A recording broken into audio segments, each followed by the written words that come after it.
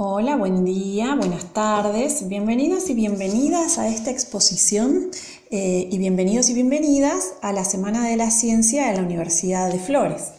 Mi nombre es Valeria Holguín, soy doctora en psicología y junto con el profesor Adrián Marni les vamos a presentar un trabajo que hemos llevado adelante que se llama Dificultades y posibilidades para generar productos creativos, intervenciones a partir del razonamiento analógico.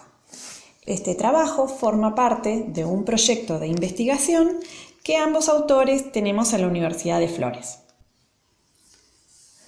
Bueno, para comenzar, vamos a empezar hablando de la creatividad y un poco de dos posiciones que hay al respecto que de alguna manera encuadran nuestro trabajo.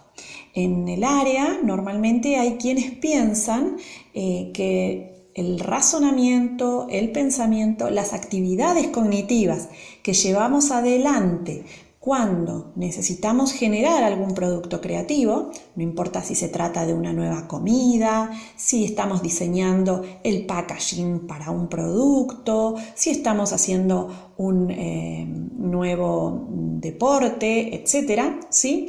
Hay quienes piensan, y esta idea también es muy extendida en el sentido común, que nuestros procesos cognitivos son distintos de los otros, de aquellas tareas que hacemos cotidianamente. Bien, a estas personas, ¿sí?, a este tipo de teóricos, los han llamado pensadores discontinuistas, ¿sí?, o quienes proponen que la creatividad se basa en procesamientos de tipo extraordinario. Bien, desde esta perspectiva, los conocimientos que tenemos en nuestra memoria suelen ser un obstáculo para la creatividad. Entonces, desde esta línea de trabajo, en general siempre se propone romper con el conocimiento previo. Bien, por otro lado, tenemos quienes piensan que cuando trabajamos en pos de ser creativos y de generar un producto creativo, como los ejemplos que dijimos antes, nuestro pensamiento, nuestros procesos cognitivos son iguales a los cotidianos. Y desde esta perspectiva se valora mucho el conocimiento que se tiene sobre la situación que se intenta realizar o el producto que se intenta generar. Bien, ahora bien, vamos a pensar un poquito las implicancias de cada uno de estos posicionamientos. Desde el pensamiento discontinuista, muchas veces se piensa que para ser creativo hay que ser loco o que hay alguna cuestión de genialidad heredada, ¿sí? O que es el inconsciente, a veces tomado en términos freudianos, ¿sí?, quien puede resolver cuando desde la conciencia no se puede hacer, ¿bien? O desde algunas perspectivas que podemos, a las que nosotros queremos llamar la atención porque son muy poco promotoras de la salud, se cree que el alcohol o el consumo de otras sustancias son las que pueden hacer que nuestra mente funcione de esa otra manera, ¿sí?, de la manera que podría generar la creatividad. Todo este tipo de pensamiento y de razonamiento que decíamos que es muy extendido en el sentido común es heredero de estos mitos griegos de que la creatividad venía cuando visitaban las musas, ¿sí? Ahora bien, desde una mirada más terrenal, más de todos los días, los teóricos del pensamiento ordinario suponen que las soluciones creativas se obtienen de forma incremental y estructurada. Es decir, que normalmente las personas vamos bosquejando una idea, vamos buscando la solución a un problema y esas soluciones, ese bosquejo o ese boceto se va perfeccionando acumulativamente. Y en este sentido, el trabajo consciente va a permitir ajustar, ¿sí?, y revisar los obstáculos encontrados y resolverlos, ¿sí?, siempre basados en el conocimiento del tema que estamos tratando de resolver. Bien, entonces, ahora que nos hemos situado en esta última línea del pensamiento ordinario, ¿sí?, en el que todas las personas somos capaces de generar productos creativos y todas las personas tenemos la posibilidad de aprender a trabajar de maneras creativas, vamos a decir, ¿qué es la creatividad? Bueno, la creatividad es una, como dijimos antes, una capacidad de las personas para generar algunos productos, y decíamos que esos productos muchas veces pertenecen a distintas áreas de trabajos, y puede ser desde una comida,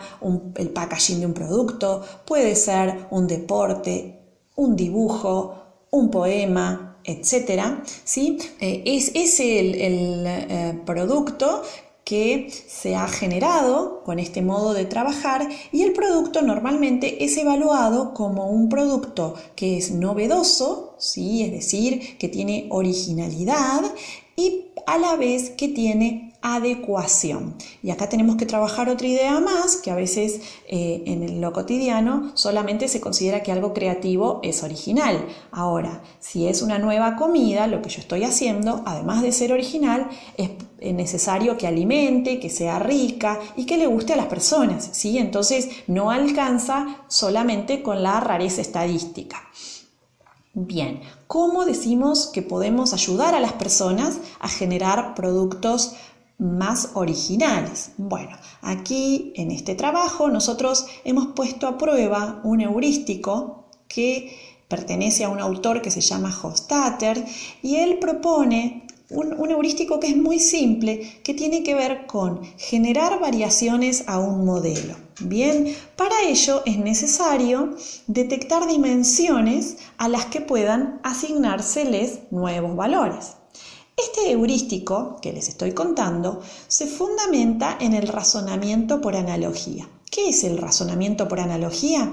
Bueno, es cuando pensamos que una situación a la que nos estamos enfrentando se parece mucho a otra situación que nosotros ya conocíamos. Cuando los seres humanos detectamos que dos situaciones son comparables, tenemos activas estas representaciones en nuestras mentes, vamos a establecer unas comparaciones entre los objetos, las relaciones de ambas situaciones, y luego, si las comparaciones nos muestran que esto es factible, vamos a transferir el conocimiento de la situación mejor conocida, la que ya estaba guardada en nuestra memoria, hacia la situación novedosa, esa que tengo que resolver. Bien, vamos a mirar en la imagen, ¿sí? Acá tenemos un ejemplo de cómo sería trabajar con este modelo, y van a ver que es muy sencillo. En principio partimos, acá tenemos el ejemplo con una letra A, ¿sí? Vamos a partir de un modelo y vamos a ir detectando variaciones que le podemos hacer a las distintas dimensiones. En este caso vamos a imaginarnos que nuestro modelo, la letra A, tiene unos botones. Las dimensiones, esos botoncitos nos están graficando nuestras dimensiones, ¿sí? Entonces vamos a tocar el primero de los botones y vamos a modificar el grosor, y eso ya nos va a dar un producto distinto. Luego la altura, luego el relleno y luego el cuerpo, ¿sí? Si volvemos a mirar el primer modelo del que partimos, a partir de detectar varias dimensiones y generar las variaciones, fíjense que pudimos llegar a un producto que cumple las características que decíamos. Es novedoso porque es raro, distinto del anterior, ¿sí? Y por otro lado, que es adecuado, es decir, que cualquier persona que lo vea va a decir es una letra A. Bien. ¿Qué pasó? Cuando se han llevado trabajos adelante con este heurístico, se ha observado que las personas tienen algunas dificultades para detectar las dimensiones, ¿sí? O los controles, los mandos a modificar en el modelo, ¿sí? Y que tienden a variar siempre las mismas. Eso hace que los productos no sean muy originales. Si todas las personas detectan los mismos mandos y hacen los mismos cambios o cambios muy parecidos, la novedad, la originalidad del producto baja, y con ello también va a bajar su creatividad. Bien, es así que a partir de estas dificultades que se han encontrado, nosotros nos propusimos un trabajo de investigación que ahora cuenta el profesor Marley. Muchas gracias, Valeria. Bien, yo voy a contarles la investigación que decidimos llevar a cabo. El objetivo que nos propusimos fue enseñar este heurístico para producir productos creativos.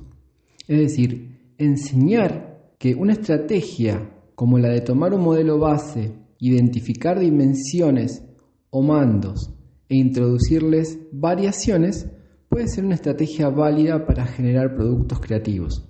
A su vez, quisimos comparar el efecto de esta intervención en 3 grupos de niños y adolescentes y ver qué diferencias podíamos encontrar.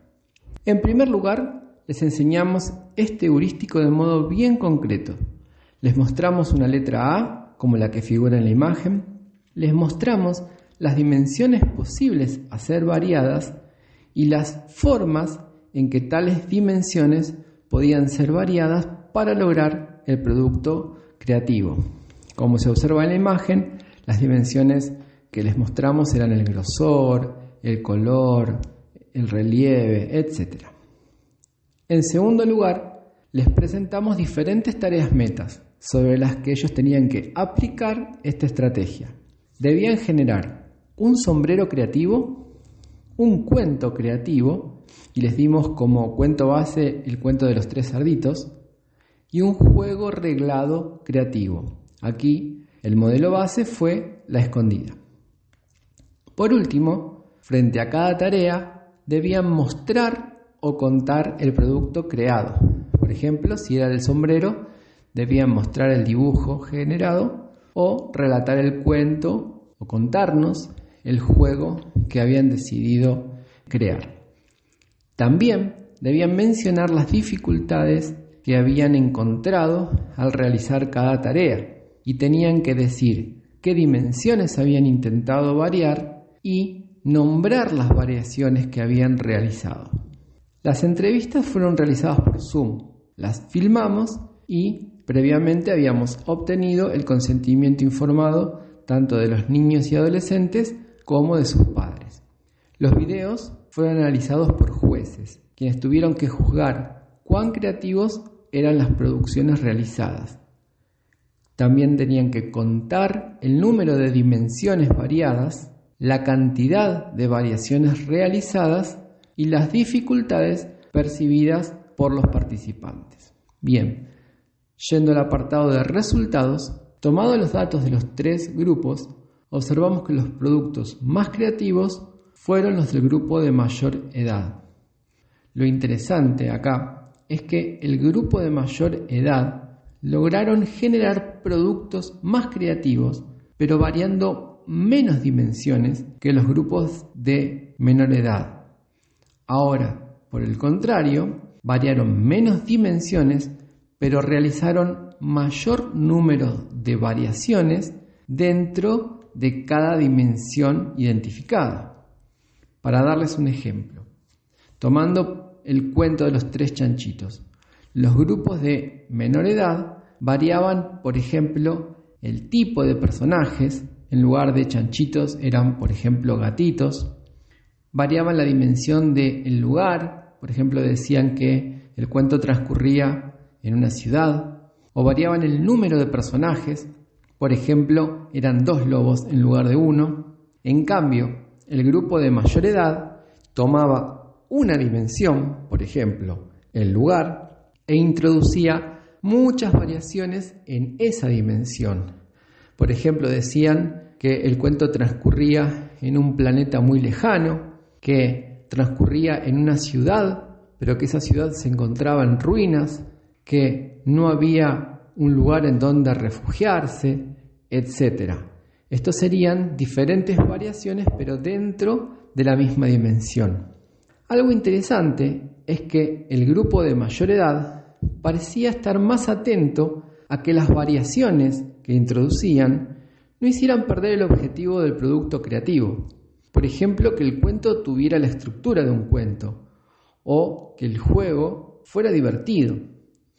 Esto se observaba, por ejemplo, en ocasiones cuando algunos de los adolescentes expresaban, cuando estaban introduciendo las variaciones, que tal vez el juego no fuera del todo divertido luego de las variaciones realizadas. Es decir, percibían que quizás las variaciones iban en detrimento del objetivo del juego. Si recordamos lo dicho al principio, respecto de la importancia que tiene para lograr un producto creativo, tanto el concentrarse en la originalidad, pero también en que el producto se ajuste al propósito para el que fue creado. Esto último pareciera haber sido percibido en mayor medida por el grupo de mayor edad. Consideramos finalmente que este tipo de hallazgos pueden ser de gran utilidad tanto para psicólogos como educadores en el desarrollo de estrategias para la generación de productos creativos. Desde ya les agradecemos la atención y esperamos que esta presentación les haya sido de utilidad. Muchas gracias.